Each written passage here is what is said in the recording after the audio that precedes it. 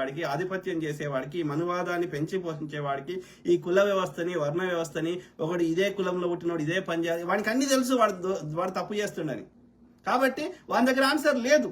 కాబట్టి మార్పు కోరుతుంటే, సమన్యాయం అడుగుతుంటే వాని ఆధిపత్యం ఏడబోతుందో, వాని దగ్గర ఉన్న భూములు ఏడబోతాయో, వాని దగ్గర ఉన్న పదవులు ఏడబోతాయో, వాని ఆధిపత్యం ఏడబోతుందో వాని భయపడి మనని ఈ యొక్క ఏది ఆపరేషన్ కగార్లు ఇంకోటి అని చెప్పి ఎవరిని చంపుతున్నాడు? బీసీ ఎస్సీలే వస్తారు. BC SC ఎస్టీలే. పహల్గామ్ దాడిలో ఎవరు వచ్చిర్రు? బీసీ ఎస్సీ ఎస్టీలే వస్తారు.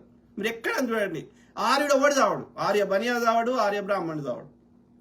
అగ్రకులం వాళ్ళు చాలా తక్కువ మంది, ఇది ఒక 100లో ఒకరు వస్తే ఎక్కువ, 100 మంది ఇల్లే వస్తారు. Very unfortunate. అందుకే వాళ్ళకి నొప్పి కాదు.